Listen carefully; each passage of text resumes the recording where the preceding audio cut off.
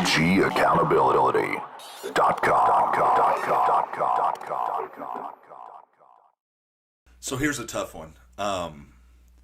You go through divorce, you make it through, you go through the emotional turmoil, and I think people are too quick to jump into things. I know I made the mistake. I didn't take time to heal for myself.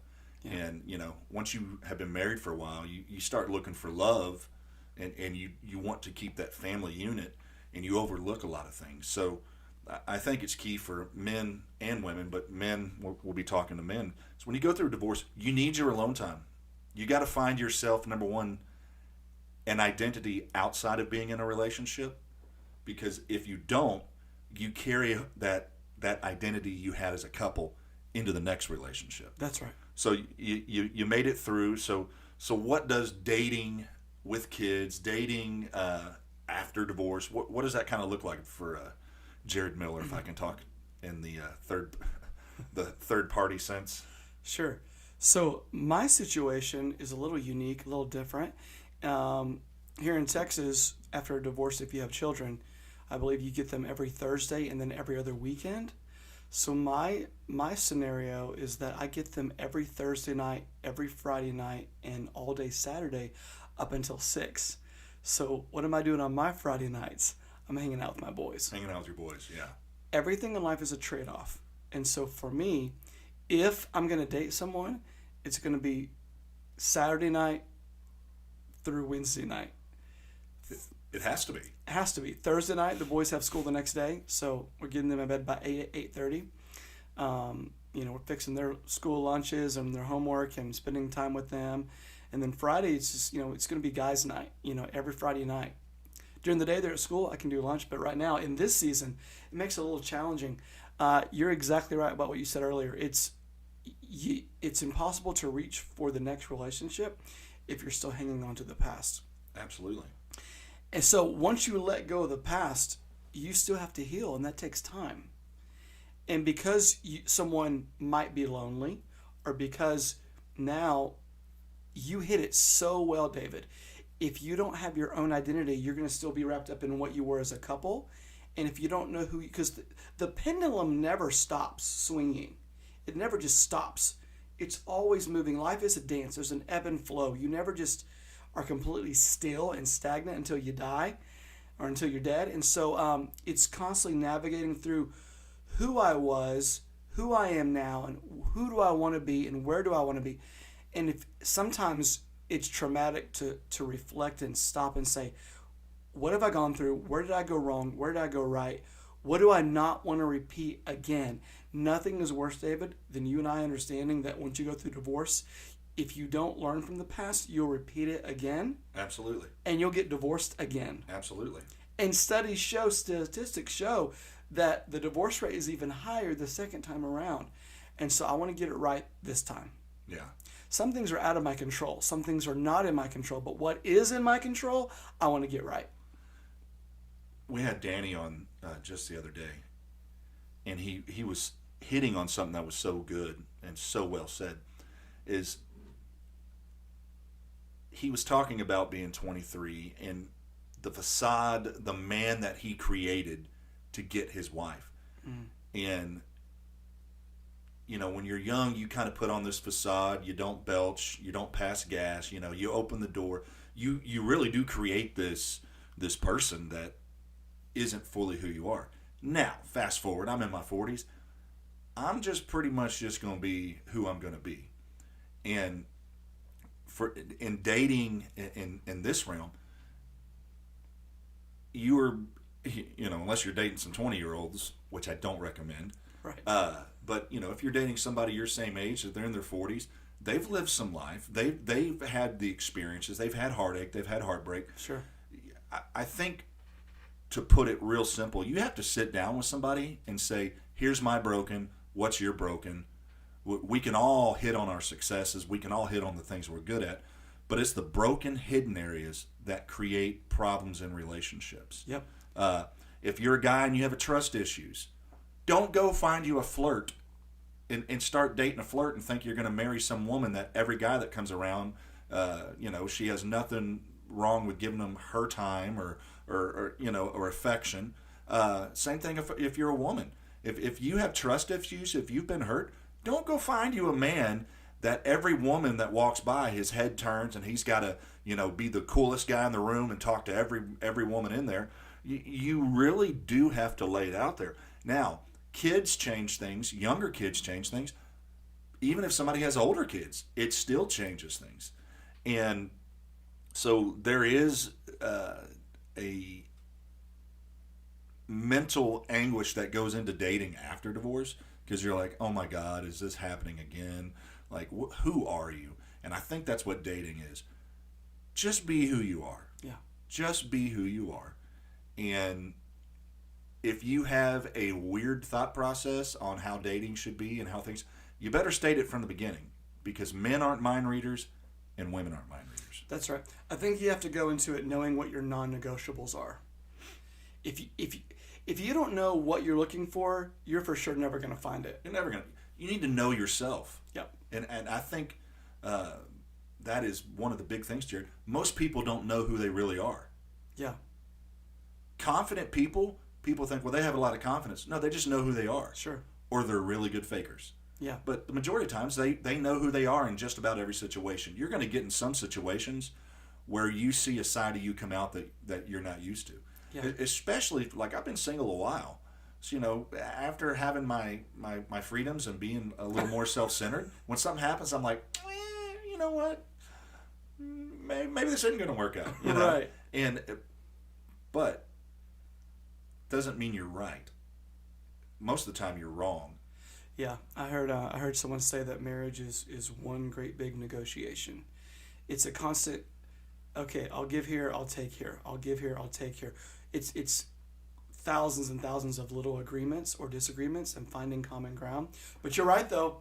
Once you've had some alone time, peace and quiet. Yeah. Yeah, it's like as you get older, there's certain things that you won't put up with as much. And I have to make myself, Jared, text you and be like, hey, how are you doing? You having a good day? You know why? I haven't had to do it. Yeah. Now, I also have to understand, if I'm going to be in a relationship, that's a part of myself I'm going to have to relinquish, because it's not all about me. I heard a saying, and I don't remember who it was, on the differences of men and women. Men and women are so different. Here's a good example.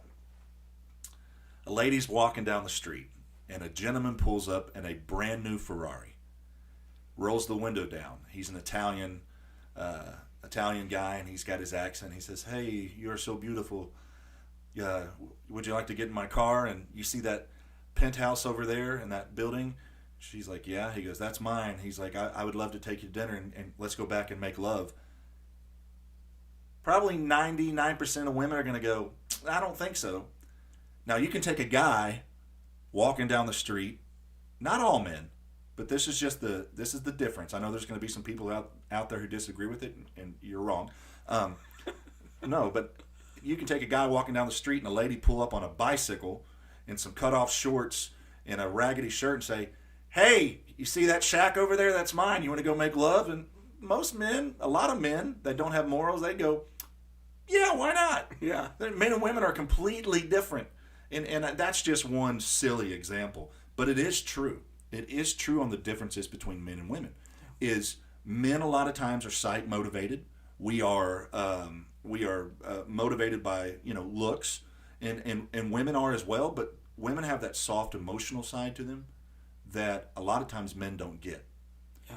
And that is where raising kids, raising young men, young women, is, son, this is how you treat a woman. Sweetheart, this is how you treat a man and how you should be treated back. And when it comes to dating, especially in church and things like that, after you go through a divorce, you kind of lose a lot of friends, until they go through their divorce or go through their problem, and then they're friends again. But, it's kind of like the scarlet letter there. And so here you are, and you have some non-negotiables. Your time frame, just like every single dad out there and single mom, is if you find somebody you care about, they should understand, if they don't have kids, the importance of the amount of time you're giving them. Yeah. I'm giving you something that is very valuable. Sure. That's an interesting territory to tread, because I see so many relationships where they put their kids first, and it's supposed to be God, you, your spouse, and then your kids. When you have blended families, it gets a little bit more complicated, because you don't want your kids to feel neglected or abandoned or second rate. However, if your spousal relationship doesn't come before your kids, it won't be long that spousal relationship is going to be damaged or end. Yeah. And so as long as you have things in the right order, and you have to be creative and you have to be intentional about communicating, setting expectations up front. Nothing is worse than having expectations not set up front, and you're always going to be disappointed if you don't do it that way.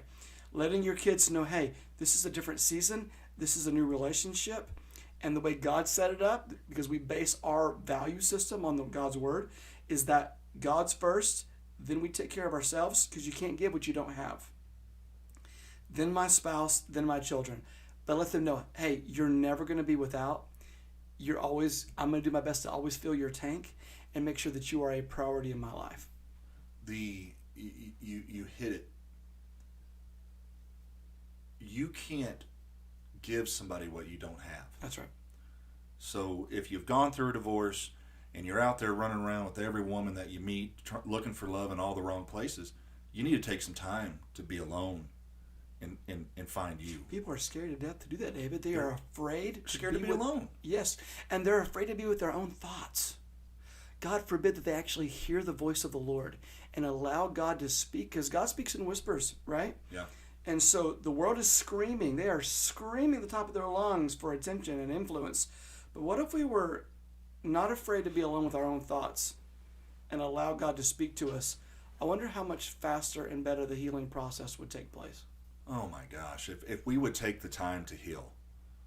And I think, to go back and touch on that real quick, if you didn't take the time to heal and then you just jump back out there and you're in the dating scene, Yep. You're hurting people.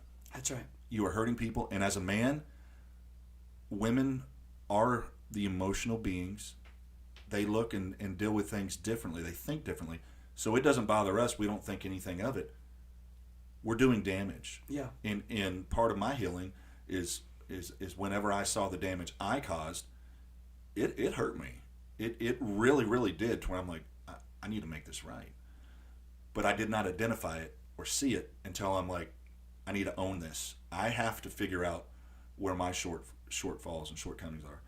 And when you can go into a relationship, guys, if you're in a relationship with a woman or vice versa, and they come from something where there's trust issues, and you choose to tread in the area where their malfunction and their hurt is, you are letting them know how you feel and what you say to me holds no merit or value. Wow. We need to learn to, if we're getting in a relationship with somebody, I should be your safe place. That's right. I should be the area where I don't want to use the word coddle, but I hold on to the areas and defend off anything that's going to make you believe what your tragedy has put inside you. Yeah. And how you think. Yeah. And that can only come by real conversation. Like, this is there's non-negotiable, and people have to go into a relationship being realistic as well. This isn't 17-year-old puppy love and everything's Right. great and we're going to live off my $4.25 a day of lunch money, and no, this is now, in the realm we're at and the age we're at, there are so many different amounts of baggage that come in with a new relationship. And kids, if you have kids, you really need to have some honest conversations of, look, I'm not their parent. How do you expect situations to go? How do I support you? How do I, because inevitably as a step parent, you're going to hear, you're not my dad or you're not my mom. And absolutely, you're right, I'm not. But I'm here to hold that lady's hands up. And when you're not doing what she's asked you to do, that's where I step in. And if we can't get it figured out, then, man, we'll get with the ex-spouse. If that happens, most of the time, in most relationships. And I've been so fortunate to not really have to put up with a lot of drama. But I mean, I know people, every time they get together to swap their kids, the police have to get called. I mean, it's crazy. just every single time. And they don't think they're doing a huge disservice and putting dysfunction into their kids. That's because they haven't healed. Yep. They haven't healed. And so that when you deal with somebody that lashes out, it has nothing to do with you. Yeah, and David, a huge part of healing is forgiveness. Forgiveness is hard. And Jared, oh my God, you just sparked something. I was driving through California. I was driving down Highway 1, and I cannot remember the gentleman's name.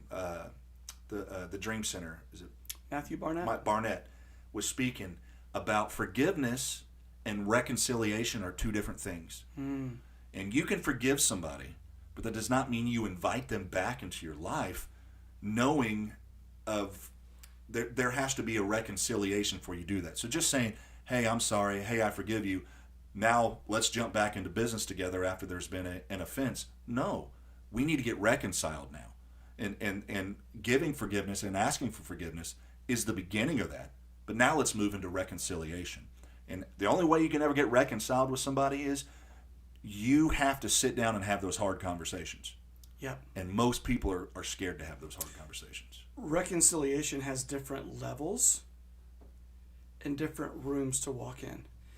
Yeah, and if there's any ministry that Jesus had, the whole point of Jesus is reconciliation. Absolutely. Because without Jesus, we don't get back to the garden of where it all started. One man caused the fall, one man brought reconciliation. If we're not people of reconciliation, then what are we? Exactly. Then we're not believers in Christ, and honestly, we're not good human beings. Just to clear up an argument that a lot of people have, and I've heard it said so many times, that when you talk about being back in the garden, everybody, well, that woman, and they blame the woman, but it's really amazing what Adam did as having a helpmate. When God came to Adam and asked him what he did, God never blamed Eve. Right. I mean, Adam never blamed Eve. He blamed God. That's in the Bible. Yeah. He never said, this woman did this. He said, who you created. That's right. It was you who created her. And that is an example, I think, a typology of marriage, is you learn to protect each other.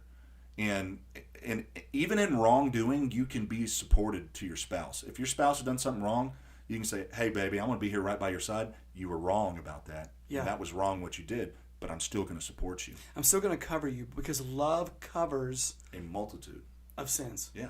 That's right. But I love it. People get in an argument. Well, the woman did that. Adam loved her. He never blamed her. He blamed God. Yeah, we're so quick to condemn each other. Jesus said, I don't condemn you. In fact, if you look back at Noah, when Noah got drunk off of his vineyard, he had 3 sons. One of his sons condemned and exposed him. The other 2 sons covered him. Yeah. And we need people in our life, especially in relationships and marriages, that we spend more time covering each other than anything else. It doesn't omit or excuse wrongdoings. It just means I'm not going to condemn you, but I'm going to help you through it. I'm going to cover you. Yeah. And a lot of people go through life never having a covering, so they find it hard when somebody comes to be that covering, and they can think, man, I'm getting smothered. Like, why are they so kind to me? Why are they so nice to me? Because that's what love does. Yeah. Love steps in even when it doesn't want to. And that is the hard part. And as we wrap this up, people are so conditional. Yeah.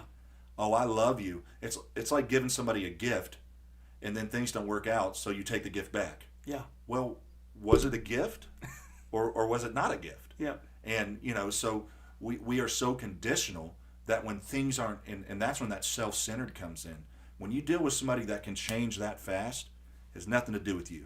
Yeah. It's their self-centeredness. That's right. And the only way that true marriages and relationships work is to go from being conditional to unconditional. And you can't do that unless you have the help of the Lord. I would agree with that. And guys, going hanging out with your guy friends at the gym or someplace, and you're going to sit and, well, my wife this and wife. Don't talk bad about your wife. Don't talk bad about your girlfriend, your spouse. No, you lift them up. And in their weakness, you hold them strong. Girls, don't go have brunch with your girlfriends and shoot down and put your husband down, or do it to your family, because you'll go home, make back up with your husband, and all your friends hate your husband, your family hates your husband. Same way with guys, you go tell mom every problem that's going on. Well, mom hates your spouse now, and y'all have made up, and y'all are the greatest relationship ever. And then you bring them around your family, and there's discord and discomfort because you treaded in areas you shouldn't have with people. That's right. Proverbs says that a gossip creates enemies. That's so true. Yeah, you destroy trust when you go behind your spouse's back. Absolutely. To tear them down when you should be building them up. Jared, thank you so much for being with us today. Thank you all for tuning in. And if you get an opportunity, go give our page a like and follow. Thank you for tuning in to OG Accountability.